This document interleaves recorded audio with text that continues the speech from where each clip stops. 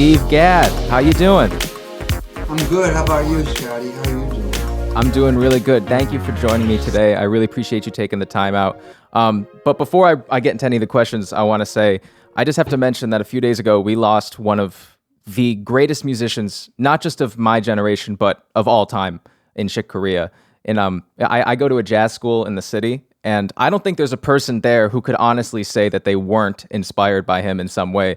I mean, from my opinion, or just my perspective, my opinion on fusion rock and my love for it is directly related to Return to Forever. I spent, years with my friends. My best friend Sean and I used to drive around every weekend to all of the local record stores in Central New York looking for copies of Hymn of the Seventh Galaxy, Romantic Warrior. So I just want to say, in light of those events, I just want to thank you for being here. Oh, my pleasure. I'm glad to be here. Thank you. Yeah, where are you coming to us from right now? I'm in Phoenix, Arizona. Okay. How long have you been in Phoenix? We've been here about 13 years. Okay. And you're Moved from... here I'm from Rochester, New York. Mm-hmm. And I lived in Manhattan for about 15, 20 years and then moved back to Rochester. And then about 13 years ago, moved out here from Rochester. Oh, okay. Do you know, you ever heard of Utica, New York? Utica, sure. Yeah, I'm in Brooklyn right now. That's where I live now, but my childhood, I grew up in Utica. Yeah, well, my mom's sister's husband was from, had a lot of family in Utica, so Mm-hmm. not too far from Rochester.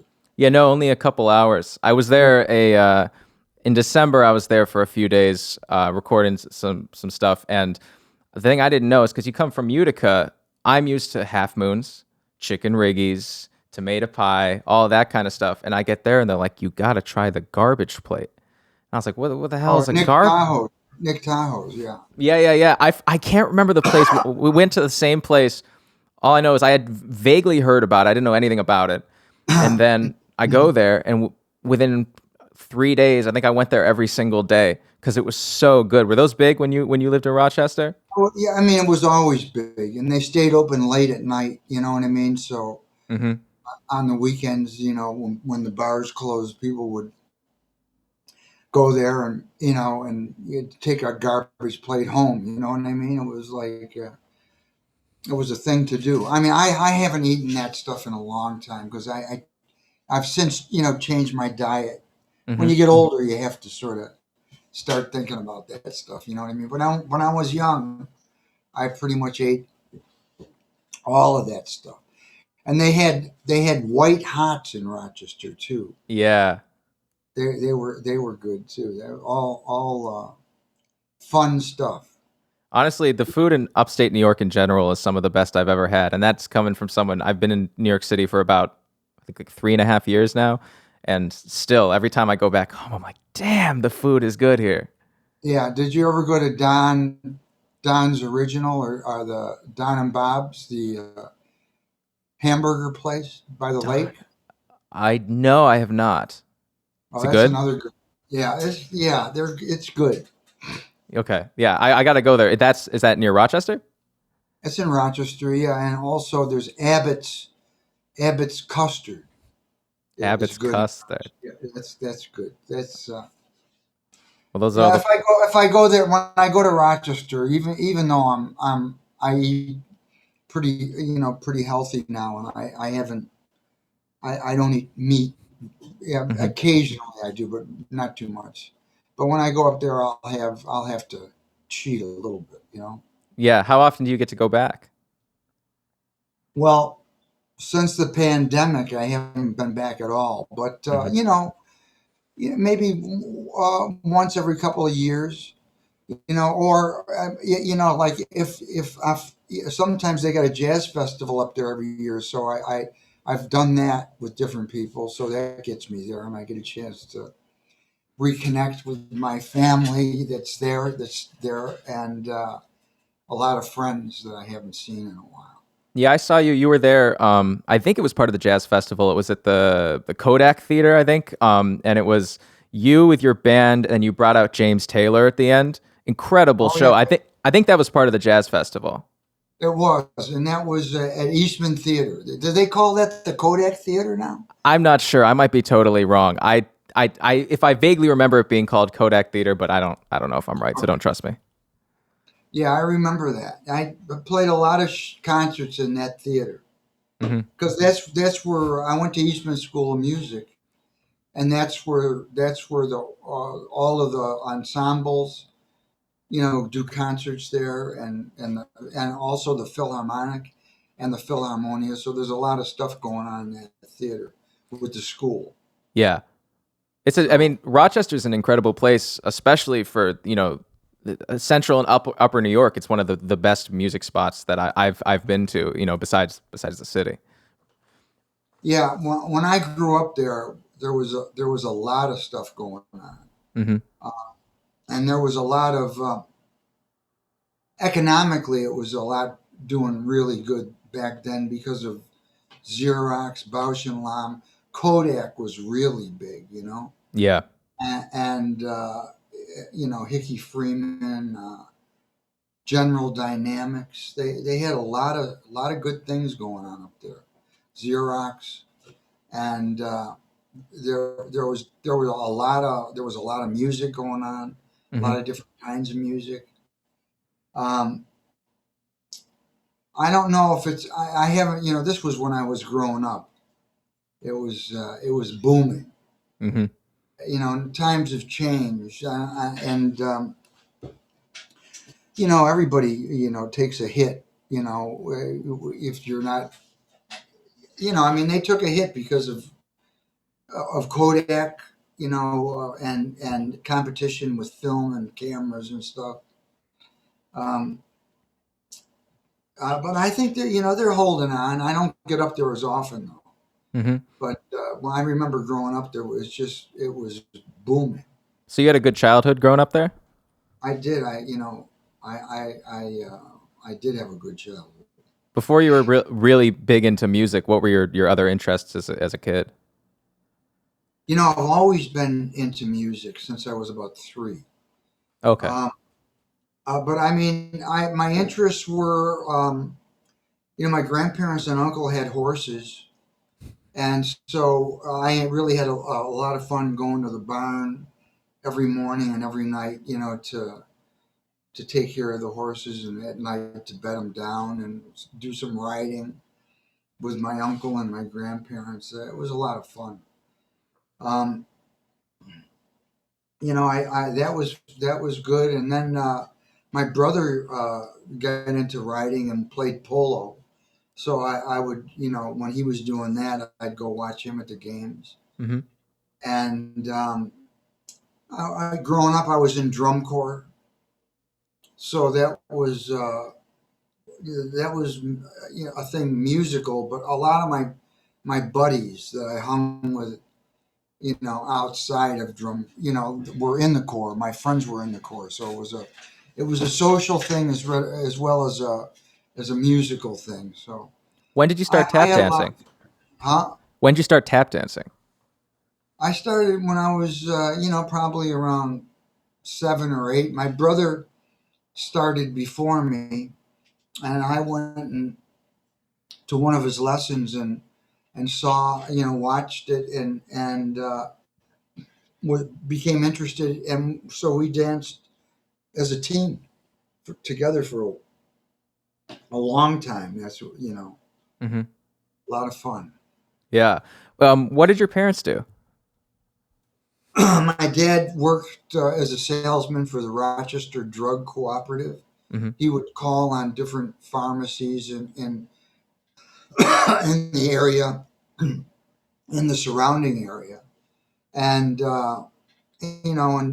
take their orders for what they needed. Hmm. And my mom worked at first it was called Stromberg Carlson, then it was General Dynamics. She worked on a line that made electric components for different things. Did your parents want you to go into their fields at all? Like, did your dad want you to be a salesman? They no, they wanted me to go to school and pretty much not do what they did. Probably find something else that was more uh, prosperous. Hmm. Um, I don't know if they thought music was going to do that, but that was the since I was a kid, I just felt close to the drums and music, and that's the only thing I ever thought I could do. I Were never they really ever got. musicians? Now, my dad and mom weren't musicians. They loved music. My dad's brother, Hmm. was a drummer growing up, and he's the one that showed me when I was a kid how to hold the sticks and sort of channeled me into practicing listening to records and instead of just taking whatever I had and banging on stuff. He sort of directed me, and he was a big influence for me. Besides his influence, were there any like famous drummers that you really wanted to be, or you wanted to like kind of emulate when you were getting started? Well, I mean, I don't know if I loved Gene Krupa and Buddy Rich Hmm. and Louis Bellson. So I don't even when I was young, no, I don't even know if I ever thought I could be like them. But I was probably in the back of my mind. The longer I played, the more the dream became real. So you wanted to play jazz mainly, right? Not jazz mainly. I just loved the drums, and So it didn't I matter. no because I mean I loved. I started out listening to things like Tommy Dorsey and Glenn Miller, um, and and then my uncle started introducing me to jazz with like Max Roach and Clifford Brown, Art Blakey, the jazz messengers, um,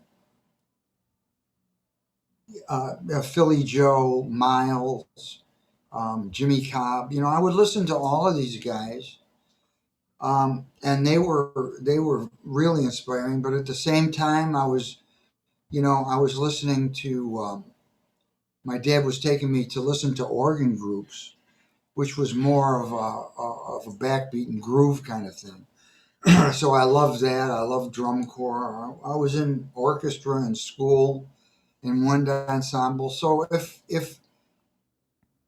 the music was good, I liked it. If the music was true, I enjoyed it, and I was introduced to a lot of different ways to play, and I tried a lot of them. Yeah. Did you have any private instructors outside of your uncle? Oh yeah, I mean he when I was about 7, they got me a teacher, an outside teacher, and I've had outside teachers ever since. I Oh, studied with my first teacher was a guy called Elmer Froelich, and then I studied with Stanley Street, who was Bill Street's brother. Bill Street was the timpanist in the Rochester Philharmonic and the percussion teacher at Eastman School of Music. I studied with his brother Stanley, and I studied with John Beck, um, who eventually took over Bill Street's place as the professor of percussion at Eastman School of Music and became the timpanist in the Rochester Philharmonic. So he's the last teacher that I have. And I still talk to him and was there have one a, partic- was there a particular teacher that you think had solely the biggest influence on you? um well, Mr. John Beck was the biggest influence because I mean I studied with him when I was in grammar school and high school and college. Um, so he really guided me through, like the entrance exam for college, the audition for a military band when I graduated from college, because when I graduated, Vietnam was going on, and if you didn't have a deferment, I would have been drafted. So Hmm. yeah, he was a big influence. And before you ended up going to Eastman, like when you were younger and when you were in high school around that age, were you working a lot as a drummer? Yeah, I was working in high school. Before I went to college, I was working 6 nights a week with Chuck and Gap Mangione. Hmm. They had a quintet with saxophone, trumpet, bass, piano, and drums. And I had an opportunity when I graduated from college to do that, continue that job, or uh, I had been offered a job with George Benson on the road, but I couldn't take it. Excuse me, because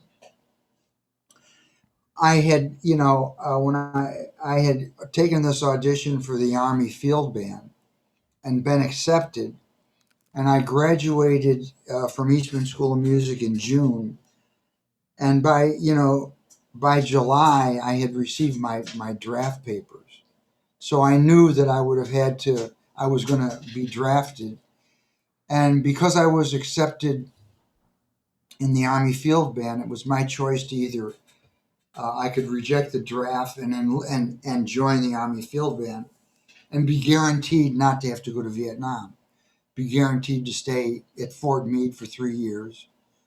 And so I did that. You know, I Hmm. did that. And And go ahead. well, I was just gonna say, so you end up getting drafted after college. Um, I mean, the draft papers came, but because I was accepted in the Army band, I didn't have to go I didn't go to the draft, which would have sent me to Vietnam. I went to this band that I auditioned for right at outside of Washington D.C. in Fort Meade, Maryland. okay. So, and that guaranteed me not to have to go to Vietnam and fight. It just I was in the band for 3 years in the States. And you know, It was and that's obviously the better alternative, but that still must have been a thing where you're like, man, I really want to become a career musician, and now I have to take this time out and play with a band. But were you able to view it as like a learning experience, or did you just kind of think of your time with the band as being like just a temporary pause, and then you can really get started with your career? all of the above. I mean, you'd go through periods where you were thinking, God, I wish I could let my hair grow. I wish I could. I wish I wasn't. Like, I mean, you didn't feel too free in the army. You know what I'm saying? Yeah. So we all dealt with those kind of frustrations of not being able to be out there. But the other thing was it was a good band. I met some great musicians there, guys that um, went on to go to L.A. and play on the Johnny Carson show, and guys that went into Stan Kenton's band, guys that went into Woody's band. It was a good band, and and there were good arrangers, and we rehearsed every day. In the morning, we had off in the afternoons. It was good duty. The music was good. The charts were good. We were sight reading every day. So, you had to look at in order to stay sane, you were constantly, weighing things back and forth. Hmm. You have the time where was, if you started to get a little bit dark or depressed, then you had to start and look at the other way and start looking at the positive things, to sort of keep it balanced. And after being out, man, I look back at it as it was a good experience. Hmm. Is Even though I wasn't enjoying it as much as maybe I could when I was there, I did the best I could, and it turned out to be a good thing. It was a good experience. What did you do when you get out? When you first got out, did you take a break for a while and relax, or did you just go right I, back into? I went back to Rochester, and and started a band with Tony Levin and Mike Holmes. Hmm. I went to school with both those guys, and Tony. Well, we all graduated the same year. And Mike went in the Marine band. I went in the Army field band, and Tony got a deferment and went to New York and for 3 years. So when I got out of the Army, the three of us formed a band and called Mike Holmes and the Rhythm Boys. And eventually, I went and lived with Tony in outside New York. He was living with his wife at the time at in Yorktown Heights. Hmm. So I stayed with him and his wife Terry. And Mike Holmes was living in the city. He had an aunt there who had a place in the village, and he was staying with her. And we'd rehearse every day and original music that Mike had written, sort of rock and roll kind of stuff. And while we were doing that, trying to get this group together, Tony, who had been there for 3 years, had worked because he had met people, met Mike Maneri, Warren Bernhardt, Joe Beck, um, Larry Coryell. He met a lot of people in New York, and he introduced me to these people. And Mike Maneri had a company that produced jingles, and so I got some recording work. That was my foot in the door. And eventually, like Tony and I were getting more recording work, and the band it was really hard getting the band off the ground, and we just eventually. I just started doing, the band, particular band never really evolved, but that was my, reason for being in New York, and being there gave me the opportunity to get work that I wouldn't have had if I wasn't there. What part of New York did you live in? Well, when I lived with Tony Levin, I lived in Yorktown Heights. Then, then we moved. Tony and I joined a band with Mike Maneri and Warren Bernhardt. So we moved to Woodstock. So I was living in Woodstock. I had a place there. And also during that time, I was having I was in the band in Woodstock. And then eventually I ended up getting a loft in New York. And playing rehearsing with the band, and then going into the city and doing dates. Um, and eventually, I decided that I was just gonna. My heart was more into. I was getting called from a lot of people that I had looked up to growing up. All of a sudden, I'm getting called to do records with guys that I had listened to. You know what I mean? And it was very exciting and for me, and I wanted to take advantage of that opportunity.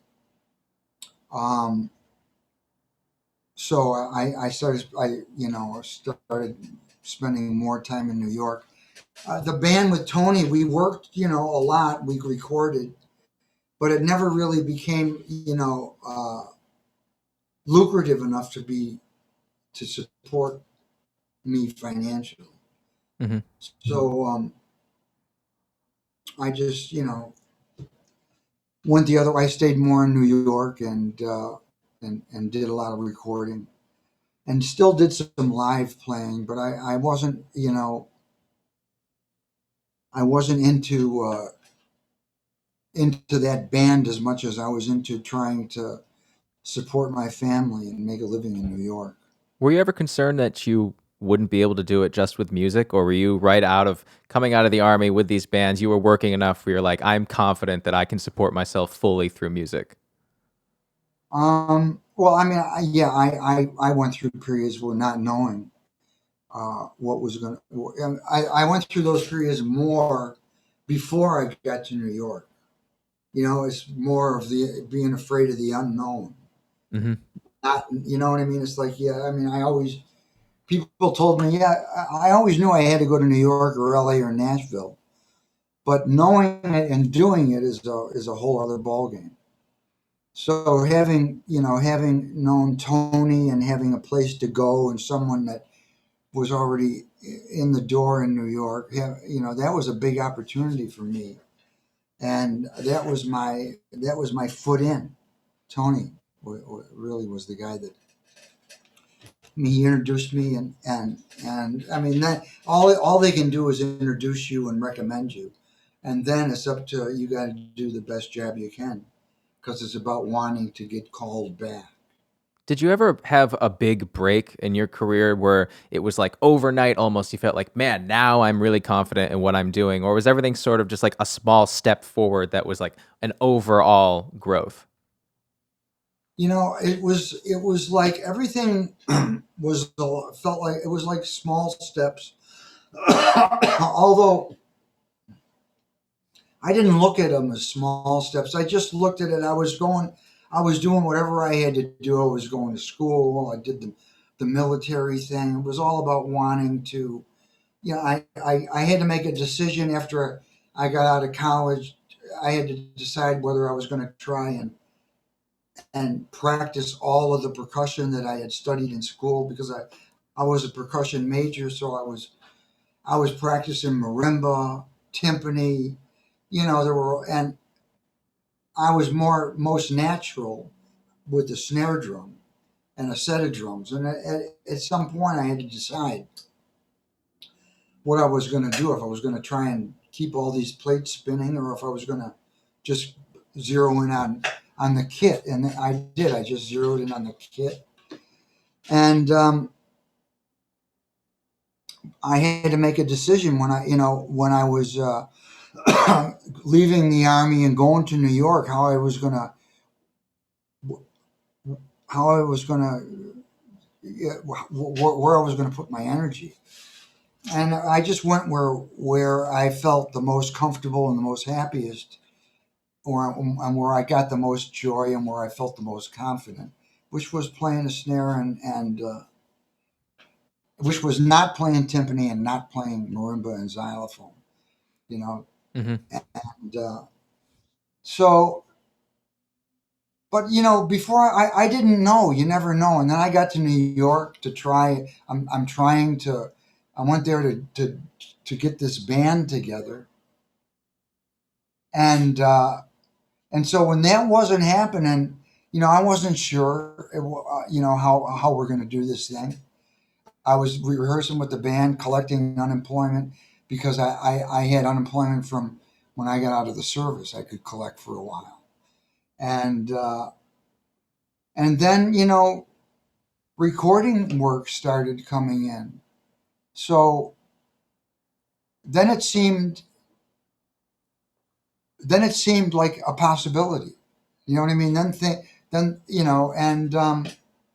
but it wasn't like I was I was just putting one foot in front of the other, trying to to get to somewhere where I really didn't know how to get there.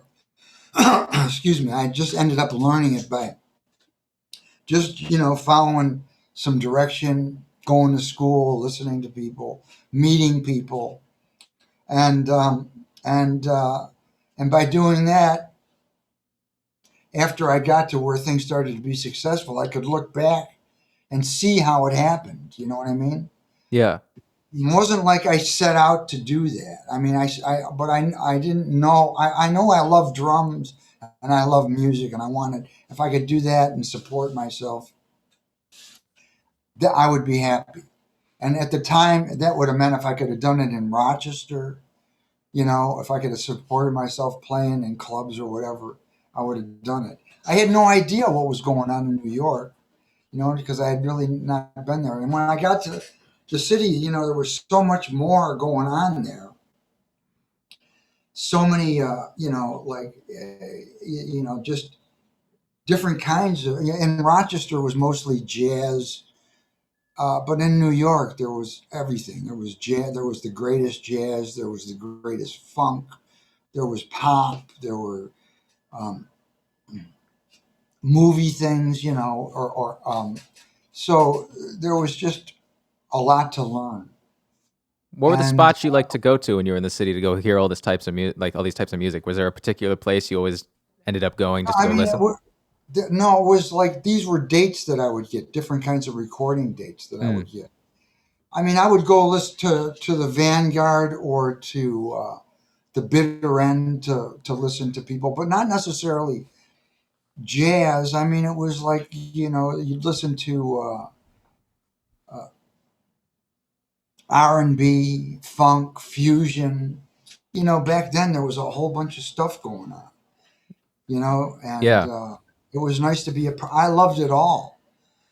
I loved it all. I loved the level of musicianship in all of those different areas. And because of that, like if I wasn't as uh, if if I wasn't as accomplished in a certain style that I got called to play, there were other people that were more experienced, and I could learn from them. All those different experiences were learning experiences for me.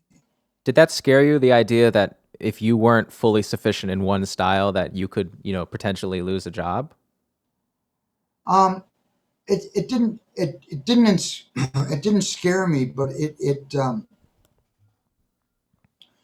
I mean, I was nervous. I wasn't scared, but you want to do good. It inspired me to do the best I could. You know what I mean? Um, and part of being inspired is it's like a little nervous. It's like it's intimidating. There's certain things that you have to. You don't go to your first recording session and feel like comfortable. You know what I mean? You're meeting all new people. It's a whole, it's a whole other ball game. Every day is a different engineer, a different studio. Hmm. So, but the fact that I was getting called was exciting, and I was able to deal. I was able to maneuver through these sessions and and uh, and add something musically. And I when you're mean, doing all these, I sorry, had keep been going. working along for years before I got there. That's all I had done was music, different kinds of music. So I really didn't know what to expect when I got to New York, but I was ready. I didn't say no to anything. Hmm. And when you were going through all these, different artists, jumping between all these different studios, all these different engineers, and they're all playing, drastically different genres and different levels of difficulty. Did you have like a conscious approach going in to make sure that you were serving, each genre as genuinely as possible, or was it just you heard the music and you played what you felt? Um, well, it's I mean you can't think about you can't know what's going to happen with the session before you get there. Do you know Hmm. what I'm saying? So, when I got to the session, that's when I would listen to the music and and um, and then see how that where that where that inspired me. While I was listening, I would be looking at the parts they wrote. Some people wrote out drum parts, some people didn't. Sometimes the drum parts helped. Sometimes they helped. Sometimes they didn't. You know what I mean? It's like it was everything was you had to every day was a you had to make different decisions, and it was a learning situation, and it was great. You know what I mean? It was, and I never got pigeonholed into one particular style, and which the variety kept it very fresh for me, Hmm. and I like that, and I feel lucky that that happened to me. Yeah, and out of all those tracks that you've recorded, there are a few that people always point out as like highlights. Things like 50 Ways, Asia, just the two of us. But are there any that people don't mention of yours that you think maybe deserve just as much credit as those in terms of just what defines you as a drummer, what you think are unique? I don't think of it. I don't think about stuff that way. It's like after I don't really listen to a lot of things that I've done. Um, I'm more into focusing on whatever I'm doing now, um, and and not trying to live off of what I did back then. Hmm. I'm grateful for what I did, but I don't. I mean, what I did back then is what I'm doing now. I'm just trying to do this right now the best that I can, and that's what I did then on those sessions. I just tried to do that the best that I could, and then on to the next one. So I don't spend a lot of time going back and listening to those things. You're not a nostalgic person when it comes to that. Well, I mean, I I like listening to old things that I grew up listening to, not necessarily a lot of things that I've played on. You know what I mean? Hmm. Um, I still listen to a lot of those old things. Yeah.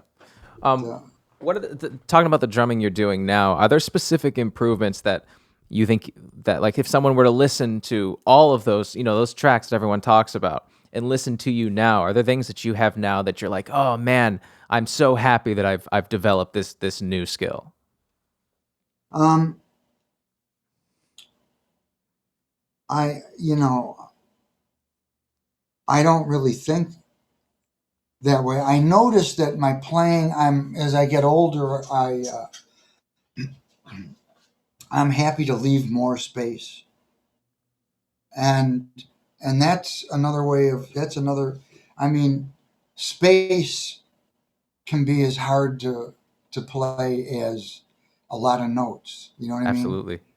Just and so I got challenged into you know see what I could do minimally that would allow the music to be as strong as it could. You know what I mean? If I could start there, then I could build it without having to, be real busy the whole time. You know what I mean? Yeah. Because I can hear like an energy and in my playing when I was young that it's great, but I knew I was young. And when you hear other guys, and technically I can still do a lot of things. I just choose not to do them as much now. Hmm. And I think it's good for the music and it's good for me pacing myself. Absolutely. Do you ever like go into a store or something and you hear some old record that you're on and you hear that energy when you were young and you just go like, ah, son of a bitch, why did I do it like this? Well, I hear things and I just what I think is like that those guys. Uh, I'm glad I did it when I was that age, and it's okay that I don't have to do it now. You know what I mean? I'm glad I did it back then, and but it wasn't the type of. I mean, I love that music, but it isn't the type of thing that I wanted to. Every time I sat down and played, I didn't want to have to put out that much energy. Hmm. You know what I mean? It's like I wanted to be able to relax and start to listen to what was going on around me more than trying to just play with and rhythmically be a part of everything that's around me. That's another kind of playing, you know what I mean? And I'm happy to do the other way now as I get older. Absolutely. Wait, now tell me, I heard you have a new workbook coming out. Is that going to touch on your particular style as a drummer, or is it just a more general drum workbook? It's what when the COVID happened, I the last time I worked was March 12th, and I was in New York. I was supposed to go to Japan the next day, and everything got canceled. And I was able to get back to Phoenix, and that's the first time I had that kind of time off. You know what I mean? Yeah. I mean, I would get a couple of weeks or 2 or 3 weeks here and there, but never an extended period where I just could stop thinking about the next thing that was coming up. You know what I mean? Because a lot of times when I had time off, there'd be a few weeks between projects, but some of that time would be spent learning what you had to do for the next gig. So You know what I you're mean? never really off. Right. So you're constantly there's always something to be working on. And then if you're away a lot, when you're home, you need to be with the family too. So you have to. So between working on things that are coming up and being with the family, it was like that's where my time was. And so now I got time where nothing's coming up, and I had time to spend with my wife. I got into hanging. I had 5 dogs, and I was hanging with them, walking them every day, and I started getting into. I got these sticks with rubber tips, Hmm. and I got them laying around different parts of the house, and I play on them. Whenever I'm near, I play on it. Yeah, that's what I Yeah. did when I was a kid. I'd be banging on everything. And before I play a show, when I'm in the dressing room, I have these sticks, and I always do a little warm up. I think it's important. I do like a sort of the same warm up when I start every time, and I started doing that, and then that led to me working on rudiments and Hmm. other stickings, and I got into it because I had the time.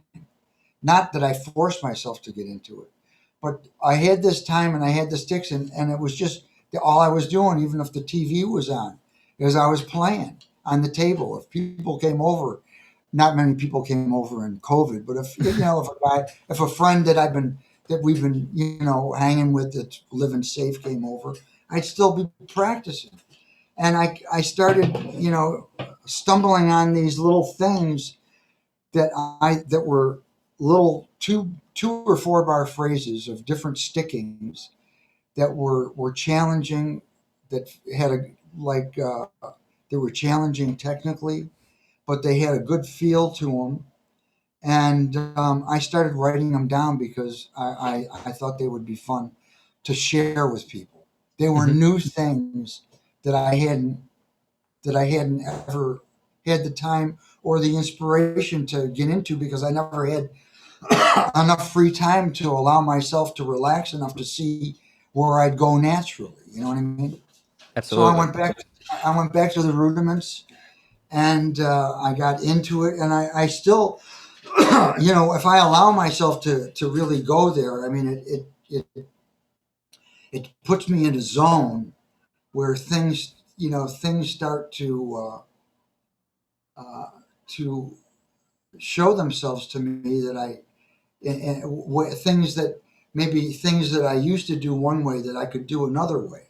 You know what I mean? So it was, and they were. I wrote them down, and the inspiration was to share them with people because I think they I think they help your chops. I think they help your time because you have to do them with a click. They help your phrasing because they're in phrases. Um, they're not long. They're 2 or 4 bars each, but they're challenging. But when you finally get them under your fingers, they they feel good. It's nice when you can have your hands move a way that they didn't move before, and you can finally get it to where it feels comfortable, and hopefully that'll inspire them to think their own things, to think their own new ideas. So, I think it's I'm happy. I'm excited about it. Who's publishing it? Hudson. Okay. Hudson. When's it coming out? It's probably in a couple of months, but this is I mean this is it. I don't know. I mean I wrote it all. I wrote it out, and and now they got a copyist doing it, and we're correcting it. And so it got me back into writing. You know, people say, "Do you write music?" And you know, in terms of songs and stuff, I don't write that kind of stuff. I mean, I could sing a melody into a tape recorder and get with somebody that knows harmony and do write songs that way. But in terms of writing music, I don't really do that. But I can write drum. I can write rudimental stuff because I've done that for since I was a kid, and I like it. So I decided to write, to write down something that I knew. Is there a And name for the book yet? we're still it might be called Gaddaments. I'm not sure. Gadamits. I Gaddaments. like It that might. one. Yeah. It could. It's. I'm excited to, and I hope I'm excited to get it out. I'm excited to share it with people, and I hope that it really gives people something that they're looking for, because that's the joy in what we do, whether we're playing music or whether we're writing stuff. You want to give the artist what they want musically to make the music feel good, and you want to give the players something that's going to inspire them to want to keep playing and want to keep trying new things. You know, so that's my hope. Yeah, and hope that it's like the catalyst, like you said, for people playing Yeah, it and then I having their hope own that. I ideas hope. after. Well, yeah, I hope, and I think, since I started this, I've got a lot of. I mean, I'm thinking about doing another thing now, another book, because one idea opens up the window to another one. Hmm. You know what I mean? And all of a sudden, you're doing something. I mean, I've been playing drums my whole life, and now there's something that's different. You know what I mean? Yeah, it's in that same wheelhouse, but it's a different part of the brain that actually comes into Right. to marking it down and saying, "This is what I'm thinking."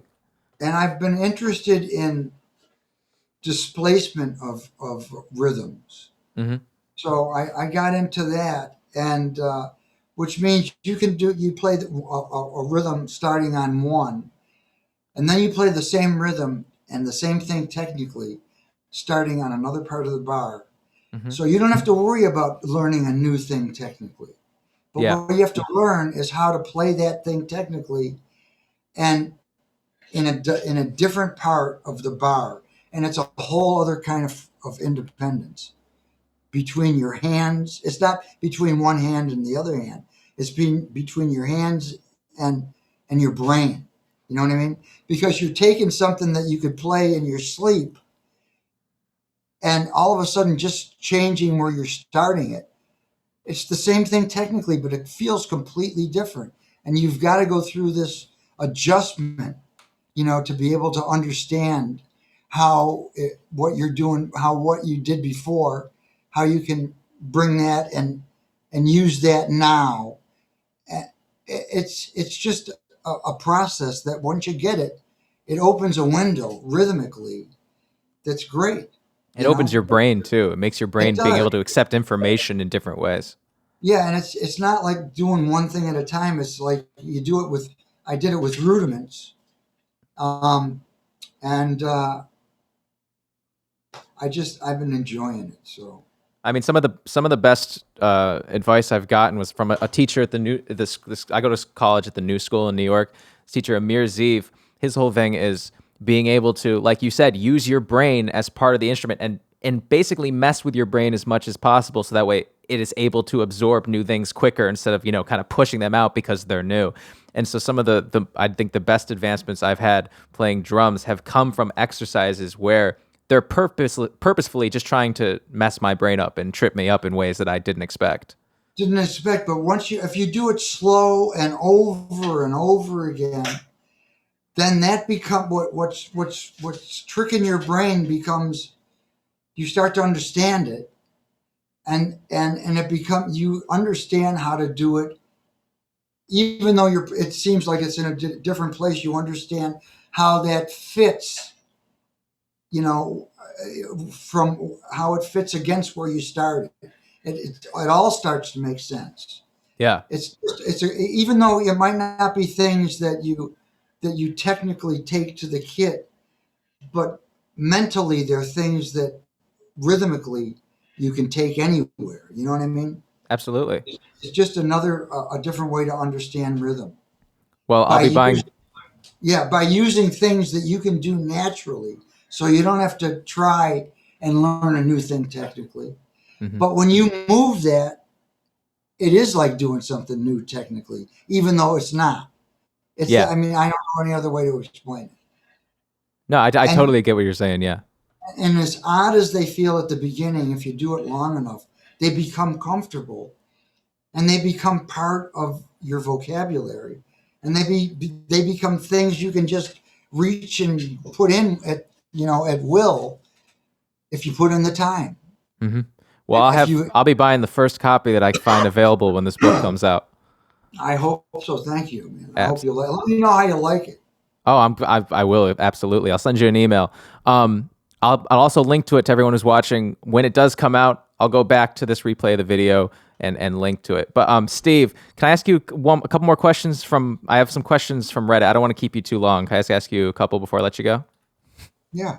Yeah. So some users on Reddit, I posted that you would be on the show, and I said if anyone has some questions. So here are from people who aren't myself.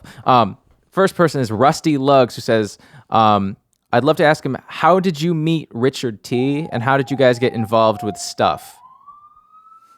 Um, I remember the first time I met Richard T. I was at a session at night, a late session at Electric Lady, and Paul Griffin was the producer, and Paul Griffin was a session keyboard player, and he had hired Richard T. to come in and do an organ overdub. We had already done a track, and people talked about Richard T. with this reverence because I mean he had he was him and Chuck Rainey and Bernard Purdy. I mean, they were doing a lot of things, and T was going back and forth from New York to L.A. So I heard about him before I even met him, and so he came in late and did this overdub. Very, didn't say anything to anybody really. Just came in real late. Was sort of grumpy, and I watched him, and that's when I first met him. And I don't know, and then there was a club called McKell's that Richard Gordon Edwards had a group there. Gordon's a bass player, and Richard T was in the band. Cornell Dupree, Chris Parker was playing drums, and I went and heard them, and they sounded fantastic. Eventually, Eric Gale was in that band, and Chris was real busy at the time too. I mean, there was a lot of work in those days, and guys be in the studio all day, and then this gig at McKell's would come up, and you'd be in there all night. And so I said to Chris, I was in Woodstock, and I would come into New York, 3 days a week, and stay and do recording 3 days a week, and then go to Woodstock and rehearse with the band with Tony. And I said to Chris, I said, man, if you can't do it any of these nights, or if I can sub for you, I'd love to, because I'm in town. Just I got dates during the day. Sometimes I have dates at night, but other times I'm just hanging. So and that's how I started working with the band. Chris might have had another date, or he might have had to do a little tour with someone that he recorded with. So I did the gig, and then we started doing it together. And then he'd do it when I couldn't do it. But and so yeah, I was in that band, and I probably played in that band, at McKell's for months before I ever really, those guys weren't easy guys to get to know. Hmm. Dupree and Richard T and Gordon and Eric Gale. They were, I mean, not like they were unfriendly, but they weren't these real social kind of guys. They did what they did. They liked doing what they did with people that they knew could do it. You know what I They're mean? New York guys. Yeah, and so and it was all about the groove. And so I was inspired to learn how to play that stuff, and I loved the way those guys played. So I mean, I asked, and because I was allowed to show up there, and I did it night after night. I learned how to, I learned, and I got, and they could tell I was learning. And then technically, when it came time to solo, I could use the technique that I had to try and solo that in a way that was challenging technically, but also felt good. And so they saw that I was honest, I was truthful, I was I was sincere. I was there. When I was there, I was so there, and I Hmm. was so tuned in to watching. For months, all I would watch was Richard T's foot, the way he tapped his foot, so I could lock my bass drum in with it. You know what I mean? And I would watch to see if anyone, if the guys, if they were looking to see the kind of expression they had on their face, to see if it was feeling good or if it wasn't. Yeah. For a long time, and that was and I did that for a long time, and eventually I found my way. You know what I mean? Hmm. I found something that worked with that band with Richard, and that's the most fun band I think I've ever played with. Really? Well, I mean, in terms of I play with fun bands now. One of them is my band, but there's a lot of things that go with that responsibility. Do you know what I'm saying? So you have other, but this was the thing where I was just going there to play. My only responsibility was to lock in with those guys, and and and and the reward was it made me feel the groove so hard that it made me want to keep doing it. You know what I mean? It wasn't about any other reason other than just to feel that groove, and then when you could feel when the groove I was feeling and how good I felt when I looked at the other guys in the band and they were smiling and feeling the same thing, and then you looked out at the audience in a club where they're you know 4 feet away from the bandstand, the front of the bandstand. And everyone was grooving and smiling and screaming. I mean, it was spiritual. It felt like a spiritual thing. Yeah. The joy, it wasn't about ego. It was just about how good it felt and that everyone was feeling it at the same time. Hmm. And so it was just, it was great. I mean, it was, you'd go to the same club. It wasn't like we were on the road traveling, you know what I mean? So that was great. It was a lot of fun. That's what I meant.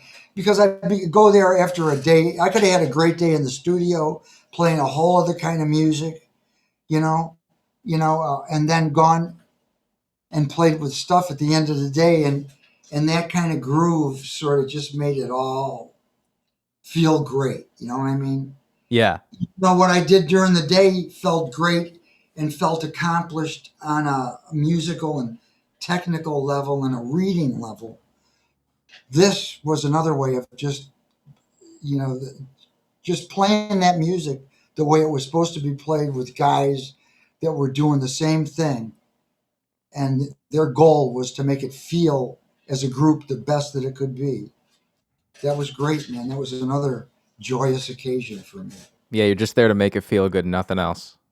Yeah, and so that was, for a while. I mean, it was so much fun. For years, that band just stayed together because we loved to play. You know what I Hmm. mean? It wasn't about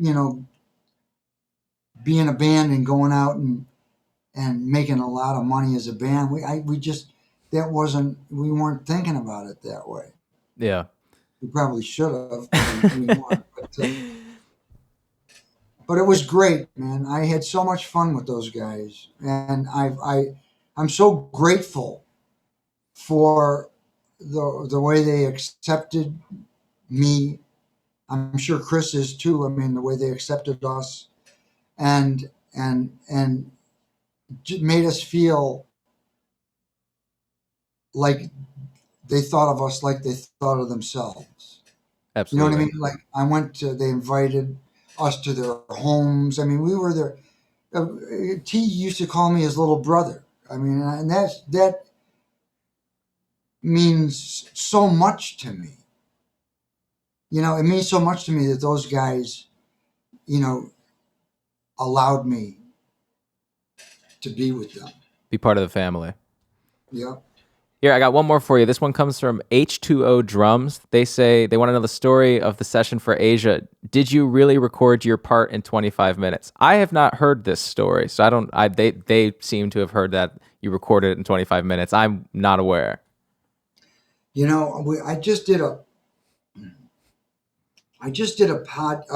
Zoom call a little while ago with Berkeley, with the bass department, and Chuck Rainey was one of the guys on the panel, and Asia came up, and Chuck played with. I mean, he did a lot of work with Steely Dan. Him and Purdy. Before I ever, did Asia, they had history with those guys, and history about how crazy they were to work with and stuff, and Chuck told me that what happened, because let me tell you, those days I was pretty out in those days. I was partying hard. I was working a lot. I was going through some stressful times because my my dad was sick and dying, and I was breaking up with my first wife, and I had two little kids, so I was in a lot of pain, and I put a lot of the work. I mean, I was on automatic for a lot of the time, and so Chuck remembered what I did at the Asia session. And he told me I went in and I looked at the part because they had been trying to do this piece with other drummers. And it's not that the other drummers couldn't play it. It's like the guys in Steely Fagan and Becker didn't hear anything that they thought they wanted. They had something in mind. They couldn't really explain what it was, but they didn't know it until they heard it. And obviously the people that came before me didn't hit on it. All the music was up there. The band had been playing it with different people, so I, and I got. Chuck said we got through it, read it down the first time. It was good. We did it one more time, and they ended up taking the first take. That's how. Now I don't remember all of that stuff. I mean, I remember being there. I don't remember everybody that was on the session because I mean I was pretty new into that industry. You know what I mean? And I was just trying to probably get the music. I was not trying to look around and socialize. I just wanted to make sure I could get this music together before I started talking to people. I didn't want to get my ass kicked. You know what I mean? I know exactly what But you're talking about. but Chuck reminded me, and that's I trust his memory more than my own. Okay. Well, Steve, you've said it all. Thank you so much for joining me today. I really appreciate you taking out the time today. I have to tell you one other thing. The other thing that I've been doing since this pandemic happened is a couple of years ago we did a live album in Tokyo at the Blue Note with my band, Hmm. and it was the only band member that wasn't the regular band member was Mikey Landau couldn't do it because he had some other commitment. So David Spinoza came and played. And I got the tapes, and me and my son Carlo mixed this album. So it's going to be a live album coming out in the next few months too. The Steve Gadd Band live at the Blue Note in Tokyo. And I think it came out pretty good. I'm happy with the feels on it. So that's another thing that's going to be coming out. Well, that's awesome. I'll make sure as soon as the book and the record come out, I'll link to that right in this video, so people, if they're watching it in a few months from now or next year, they can go check that out easily. Yeah. So did you send me your? Do I have your phone number? No, you have my email. Do you have my phone number? I do not. So we should exchange phone numbers, man, so we can. Because I'm not great at typing. I'm more of a phone guy. So we should exchange numbers so I can let you know when this stuff is coming out, and you can let me know if you like it or not. Absolutely. I'll send you my number right after this. All right, good. And I'll give you mine too. Cool. Thank you, Steve. Thank you for taking the time out. I'm sorry I kept you a little late, but I appreciate it. And to everyone who watched, thank you so much. The replay will be up later today, and I'll see you guys all whenever we're next live. See you later. Wow.